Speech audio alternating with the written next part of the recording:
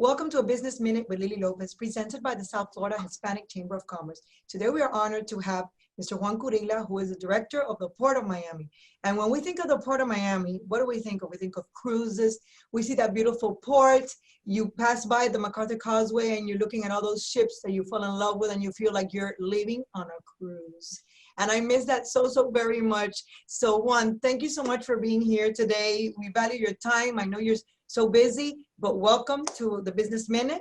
And before I let you speak, I really want to say something about you, that Juan, he's a port director, he's a CEO. He began his career in Miami-Dade County in 1987. That's a long time. So this is a man with experience.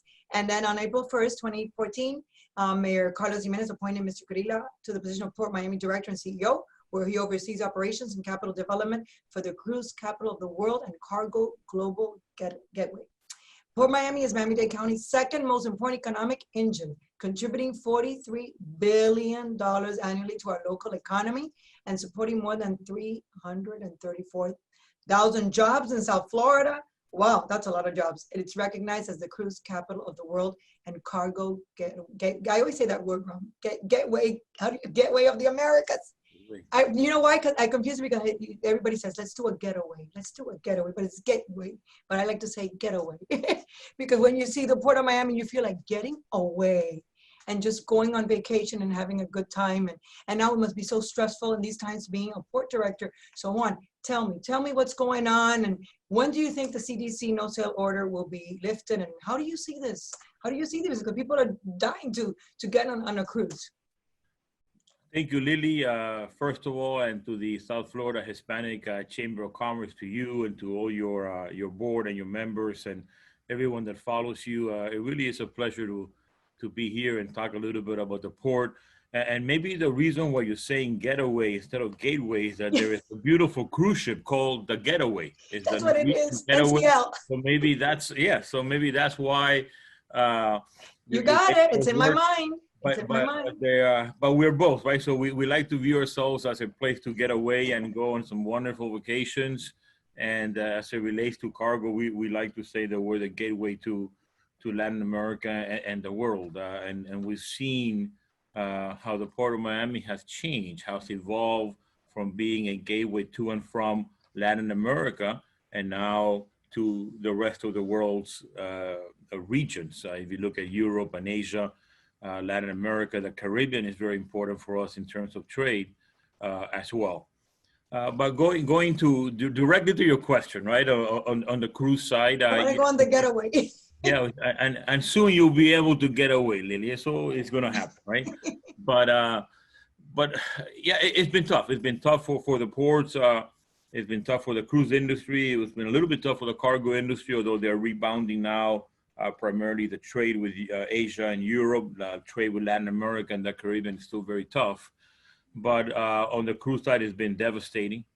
Having been at the port for quite a bit of time, I've had the benefit of seeing the impact of world affairs on the industry, but nothing like this. We went through 9/11, devastating. We went through the economic recession of 08 and 09. Devastating. Yes. But never could anyone in the industry via, whether it's the ports industry or the cruise industry, could ever have imagined what we're going through. So yes, since March, there's been a no sail order. It has been extended a couple of times, either by the CDC or by the lines themselves. The lines want to make sure that when they restart, that is a one-time situation, that they restart and that they continue, that there won't be another halt, that they have all the protocols and safety guidelines in place. And there is now dialogue with the CDC, which is a great thing. The worst part that can happen is you submit a plan and you don't get a response, right? Where the plan sits and waits and everybody waits. But now there is a dialogue, there's communication. And we're hoping that this issue gets solved really by we're saying October, November. It could be very well December, but it's a lot of traction. There's a lot of movement. There's a lot of dialogue, not only between the cruise lines and the CDC, but now we have our congressional delegation. Of course, they've been very supportive from day one. Our delegation, our folks in Washington here at the state, our mayor, since day one, Carlos Jimenez, supporting the cruise industry. He was on record from day one saying, we're with them through the good times and the bad times. And the cruise lines have provided incredible good times to Miami-Dade County. And needless to say, our Board of County Commissioners supporting all of our initiatives. But we will get back. I know, and Juan, how this obviously has to trickle down, and then the no sale order affects small and medium-sized businesses, right? Because of all the providers that you have for cruises. So how bad is that? No, that is a huge impact, right? It's not just the cruise lines, it's not just the port. No, the port is a strong port where we've been blessed to have had a good 5 or 6 years. We've been able to grow our reserves, and just like the cruise line, but there are hundreds, if not thousands, of small businesses that rely on the cruise industry to stay afloat.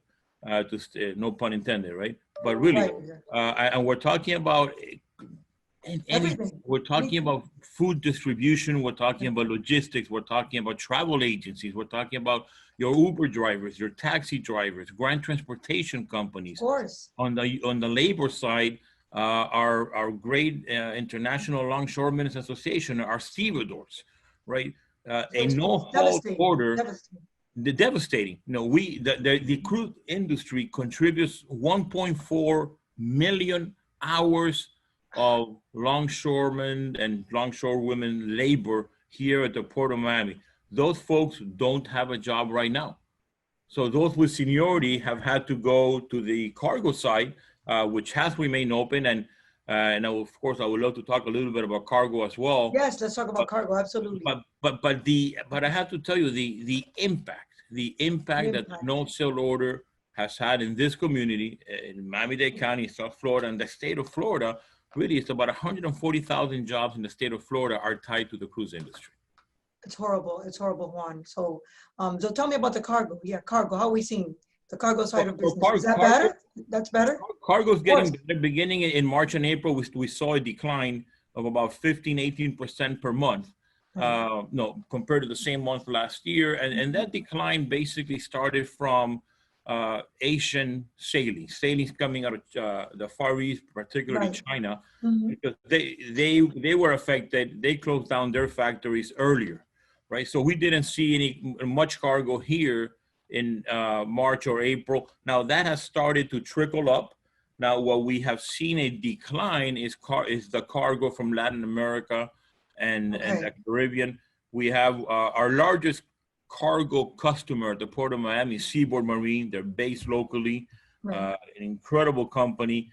About 45% of our trade, of our total trade, is with Seaboard Marine.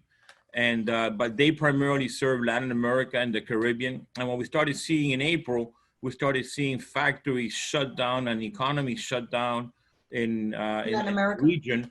Right, in Latin America, the Caribbean being so dependent on tourism, that also shut down. So a lot of the products that are consumed in those beautiful resorts in the Caribbean, and the fact that the cruise industry stopped sailing to the Caribbean, that meant less trade with the Caribbean. And that has had a direct effect here at the Port of Miami. And likewise with Latin America, there's tremendous business with Peru and Colombia, and Ecuador and Costa Rica, Honduras, Guatemala, a lot of imports coming to this region, as well as exports from this region to those countries. And that's down significantly. Oh, tremendous. In the month of May and June, it was down 35–40% from that region alone. So that affects those countries. It affects us, it affects them. It affects those countries, it affects the port, it affects the many companies that are tied to the international trade component of the economy here in South Florida. Juan, okay, well, we want to hear positive news eventually, but this is not positive, but what are you doing to prevent the spread of COVID in the Port of Miami within the employees? They're working from home, or how are you handling all of that? Because it must be a lot of pressure, a lot of stress for you as the port leader to do so many things. And besides that, you have all these employees that work under you, and it must be difficult. So just tell me, what is a typical day in the life of the port director of Juan Kuryla? Yeah, so we're very blessed to have incredible employees, a tremendous staff, and of course, our feelings are out there also with the frontline employees and the first responders, our Miami-Dade Police Department, our Miami-Dade Fire and Rescue Department, all of the medical personnel at Jackson that are exposed day in and day out to this pandemic. But I do thank you for the question about the port employees. I've had the opportunity to visit ports throughout the world and look at management teams and frontline port employees everywhere. And I have to tell you, your PortMiami staff is second to none. I know that. They have really shown, and they've always shown it, but particularly now, they love their port. They want to come to work. It's tough to keep people at home, right? But we do have about 90% of the administrative folks, and administrative, I mean engineering and planning and grants and accounting, finance, these type of folks that are working from home. About 10% are still coming into the office. But the great majority of folks that can work from home are staying home, working from home, and they're doing a great job working from home. On the operations side, yes, the port needs to continue operating. So sure, our cargo operations people, our facilities people, cruise operations, maintenance folks, security, those employees are still coming to work, and they're practicing all the protocols that have been set in place by Mayor Jimenez and throughout the county. Social distancing, masks, hand sanitizers. You heard these over and over again.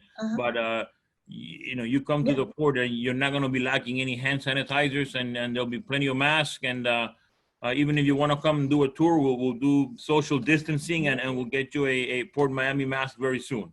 Right. Well, thank you, Juan. This has been great, and I value your time and appreciate it very much. And I know that everybody's going to tune into this show, A Business Minute with Lily Lopez, and they're going to find out that it was very interesting, all the information that you provided. And I can't wait to be back on a ship, on a cruise, and the getaway. The getaway to the Americas, but that's my favorite thing, my favorite word.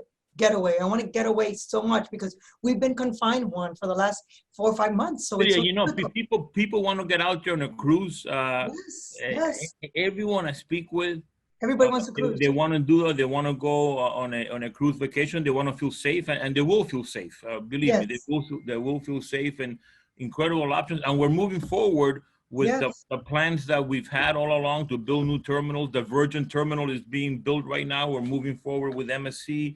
And Disney Terminal, we're going to open the Norwegian Terminal. We're moving forward with the Carnival expansion as well. So we are, this is only a little bump on the road, but it's a long road. And we started this road many years ago, and we're going to continue this road for many years to come.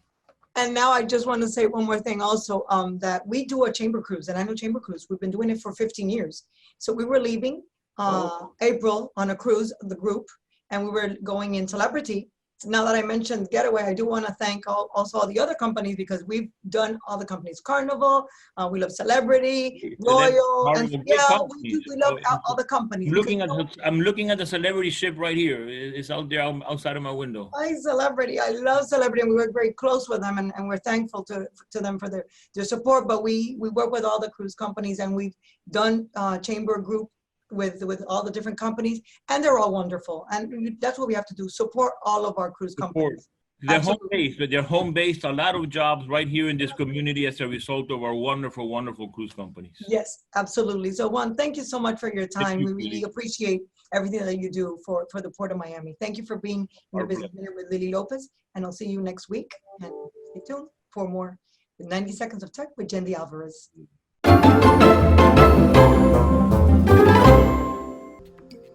Hi, this is Yendi Alvarez for 90 Seconds of Tech. This week, Lily got to speak to Director of PortMiami, Juan Kuryla, who gave us an update on what the port is going through and how they are planning on bouncing back in a post-pandemic world. Did you know that Port Miami is one of the top global gateways of the Americas? Not only do we have an amazing cruise industry down here, but the port is actually responsible for much of the cargo that is shipped into this country. Now more than ever, it is imperative to get connected online and start to expand your network virtually.